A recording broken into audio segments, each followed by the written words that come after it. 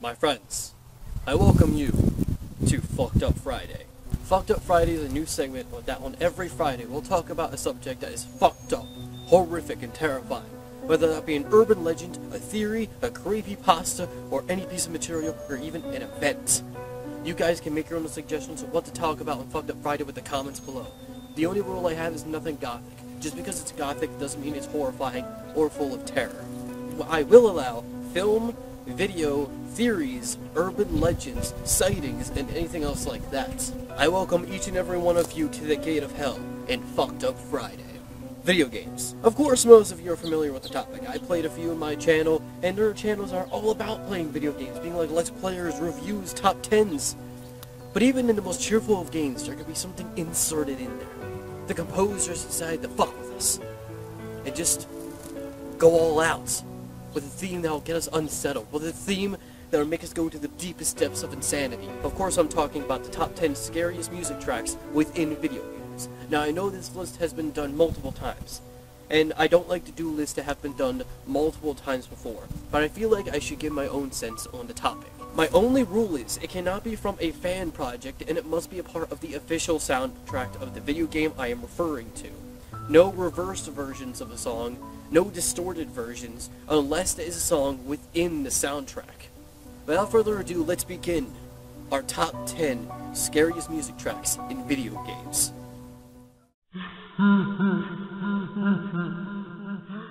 To be honest, I have never played a single game in Earthbound series. Now, I know many of the fans within the community may get a little pissed off, but I'm sorry. I just don't like to play games with a turn-based battle system, unless it was Pokemon from when I was a kid, or some of the Final Fantasy games.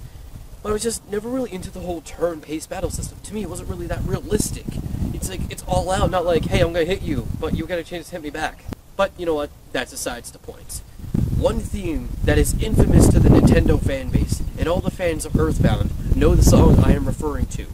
The final boss theme, Gygus from Earthbound. The entire game is cheerful, the entire game is fun and childlike. However, when you get to the final boss, everything changes. Even the music that was once joyful and fun to listen to is now dark, disturbing, and you have to do whatever you can to survive.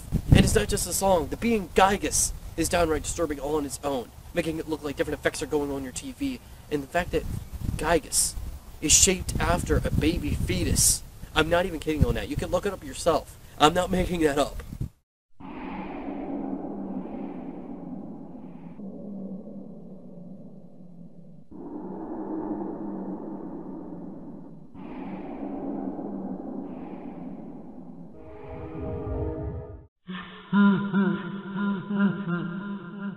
The one thing most gamers don't want to get in any video game is a game over. Unlike other deaths within video games, or in some games that don't have a game over system, you don't just start from the beginning of the level. You probably start where you last saved or the last world you were at. However, those game over scenes don't really cause tension, mainly because you know you already lost. But what if that song that's playing actually has a chance of letting you survive and letting you win that level? Of course, I'm talking about Freddy Fazbear's song from Five Nights at Freddy's. If you hit 0% in your battery usage, everything goes dark, but you're still not dead. You have a small chance of survival if you're at 5 a.m. Everything's dark. Then you hear a song. You look to your left and you see Freddy Fazbear standing there, mocking you, staring into you. And depending on how long the song is played, you may actually survive the night. Other times, you're dead. But it's not the song that's scary, it's how it's used. You see, after everything goes dark, you still have a chance of survival. And it's completely random on how the song is set up. Sometimes the song won't start for quite a bit, but the song will only last a few seconds. Other times it'll start right away, but last the longest time. It's not the song that's scary, it's how it's used. It gives you a sense of tension. You may actually survive this if Freddy Fazbear lets you live just a little bit longer until it turns to 6 a.m. But if you don't, you have to start the entire night over. And that's why Freddy Fazbear's song is on the list. Not because of how scary it is, which is not really that scary, but considering the scenario, it probably would be. It's just how it's used that gives you tension.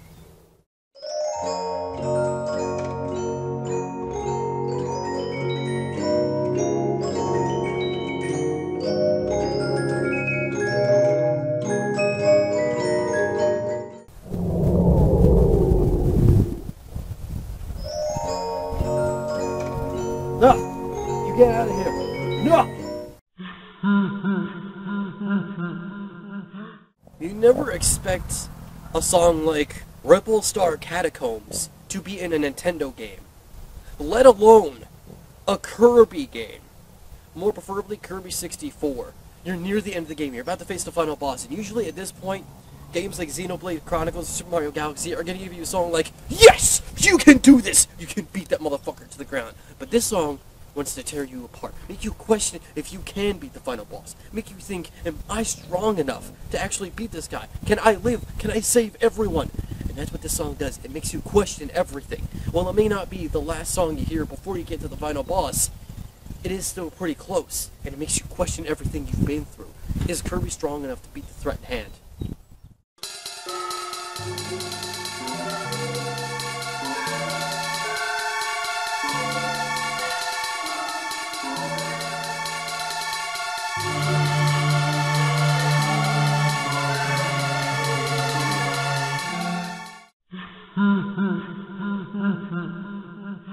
Sonic CD, boss battle theme in a USA version, right? Nope.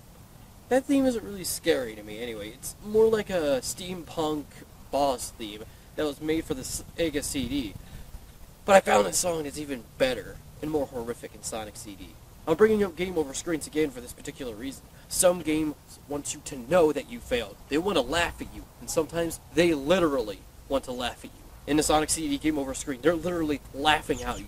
From laughs that sound like people are at gunpoint, forced to laugh. They're laughing at you, the fact you failed. They're laughing at the fact you couldn't save Sonic's world, or this other planet that Sonic is in. You couldn't save anyone, and they want you to know that you failed in the worst way possible, by laughing at you, maniacally.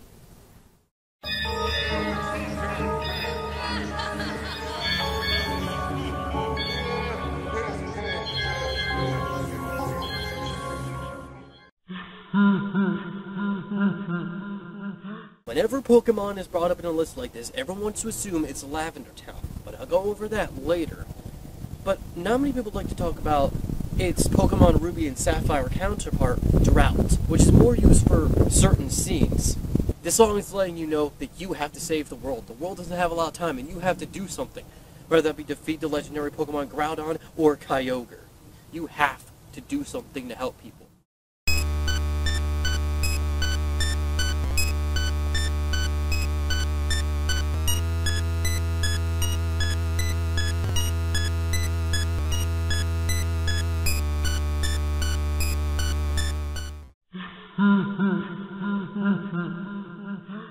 I'll let you guys know this. Alice Madness Returns is one of my favorite video games. It actually has a black-haired main female character that isn't used for sex appeal or to be a damsel in distress. Whenever we see a main female character, they usually have blonde hair, and I always scratch my head as to why.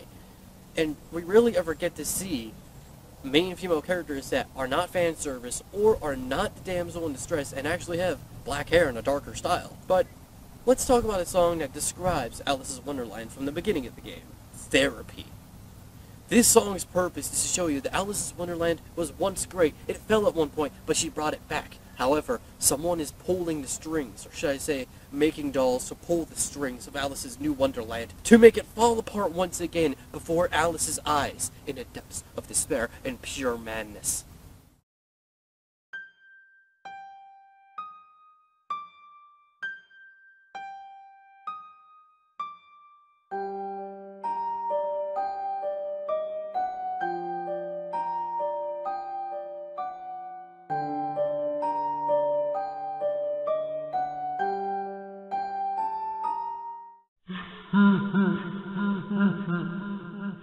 Oh, nursery rhymes. I'm sure we all remember them. And it's a perfect formula for horror, mainly because you can twist them even the slightest bit and they can fit the horror genre. Twinkle Twinkle Little Star in Dead Space.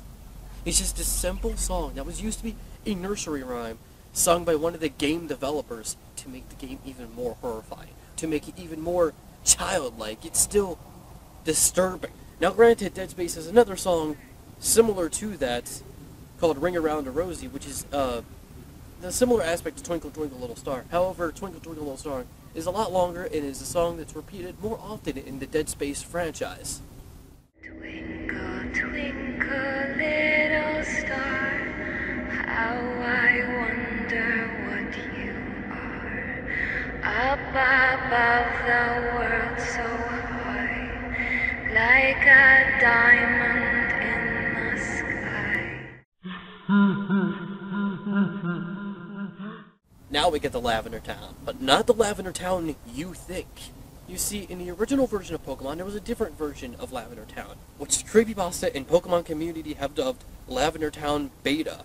This song used binaural beats, and when a child was listening to it from the ages of 7 to 12 with headphones, they hear something on one side but something completely different on the other. This caused not suicide, as the Lavender Town syndrome says, but migraines and some seizures. I know some people may not believe me in the seizure thing, and I completely understand by that. But because of these migraines and possible seizures, Nintendo and Game Freak had to change the entire Lavender Town theme to what it is now for future releases and the American release. What's the original version like? Well, just take a listen.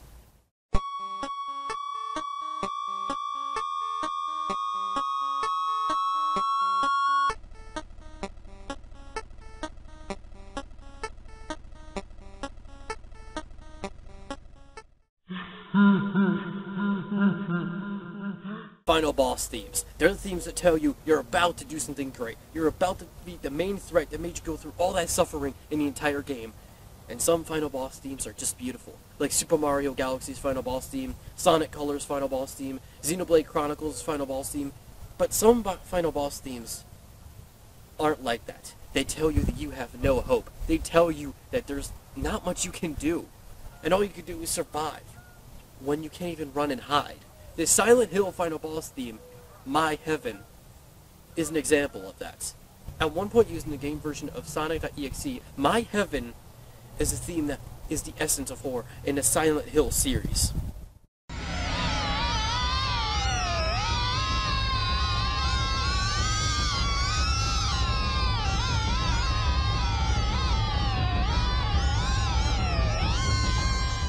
Also, did anyone ever think that Kefka's laugh from the Sonic.exe creepypasta game and the Final Fantasy VI and Freddy Fazbear's laugh actually sound very similar?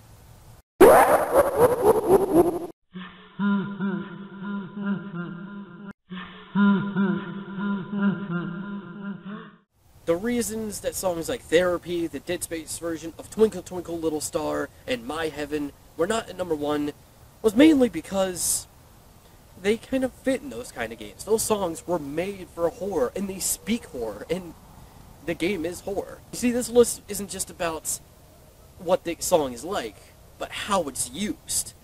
And in a cheerful game, you wouldn't expect a certain song like this with mumbling or reversed music or anything like that. Especially not in a game like Mario.